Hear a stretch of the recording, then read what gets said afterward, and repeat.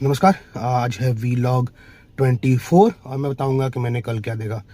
तो अभी यूपी में एक चीज़ हो रही है। जब से माघ मेला शुरू हुआ है, एक बड़ी ही कंट्रोवर्सी हो गई है जो धीरे धीरे बड़ी होती जा रही है। वो है शंकराचार्य, जिनका केस अभी भी शंकराचार्य है नहीं है, सुप्रीम कोर्ट में मामला चल रहा है। तो वो एक केस चल रहा है, वो किसी चीज़ पर बिफर पड़े। हुआ ये कि वो माघ मेले में स्नान के लिए जाना चाहते थे अपनी पालकी में। प्रशासन ने बोला पालकी से नहीं जाइए, आप पैदल चलिए। बाकी शंकराचार्य भी पैदल गए क्योंकि प्रशासन को लगा कि भीड़ है। और वो जो पिछले साल कुंभ मेले के टाइम पे जो भगदड़ हुई थी उससे थोड़ा सबक लिया था। तो सोचा कि अगर ये जाएंगे तो हो सकता है कि भगदड़ हो जाए और किसी तरह की अव्यवस्था हो, इसलिए इनको बोला गया कि पैदल जाइए। इनके जो अनुयायी थे उनकी पुलिस से कहा सुनी हो गई, उस पर पुलिस ने लाठीचार्ज कर दिया। तो ये कुछ हुआ वहाँ पे, उस पे ये बैठ गए धरने पे। फिर पुलिस ने, प्रशासन ने और क्या किया, इनको नोटिस भेज दिया कि आप बताइए कि आप शंकराचार्य हैं, क्योंकि केस तो चल रहा है, आप शंकराचार्य अपने आप को कैसे लिख सकते हैं। अब ये और भड़क गए। मतलब भड़काने का काम, ऐसे ही भड़के हुए शंकराचार्य ही हैं, हमेशा भड़के रहते हैं। ये दुर्वासा ऋषि हैं हमारे समाज के, तो ये हमेशा भड़के रहते हैं। इनको और भड़काया गया। फिर वो फिर और भड़के, फिर उनके बाद फिर बोला गया, एक और नोटिस आया, क्यों नहीं आपकी जो जमीन सरकार ने दी है वो छीन ली जाए, क्योंकि आप शंकराचार्य नहीं है। वो और भड़क गए। अब वो भड़क के फिर धरने में बैठ गए। फिर पुलिस प्रशासन के लोग मनाने गए।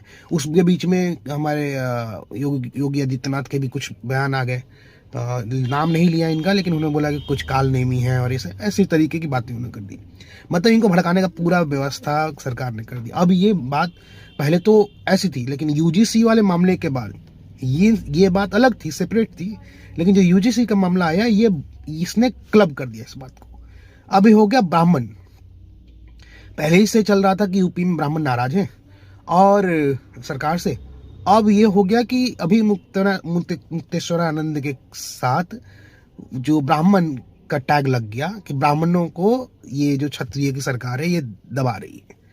तो ये बड़ी पजड़ खिचड़ी हो गई। ये उसके बाद सरकार के लिए समझ में नहीं आ रहा कि करना कैसे है। मुझे नहीं लगता कि सरकार को अभी भी समझ में आ रहा है कि इनको शांत कैसे कराया जाए।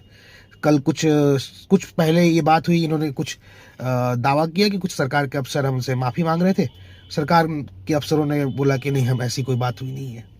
तो ये लिखित में माफ़ी मांग रहे हैं। उन्होंने बोला कि लिखित में माफ़ी नहीं मांगेंगे, खेद प्रकट कर सकते हैं, हम लिखित में माफ़ी नहीं मांगेंगे। आइए आपको पूरी प्रोटोकॉल के साथ अपन नहला देते हैं, स्नान कीजिए। अब इसमें मामला फंसा हुआ है और ये मुझे लगता है कि धीरे धीरे करके ये केस और बढ़ेगा। ये सरदर्द बनेगा योगी आदित्यनाथ के लिए और भाजपा के लिए एक और चीज़ भाजपा के नेताओं को एक सोचना चाहिए कि अगर आज आप इस सरकार को हराने के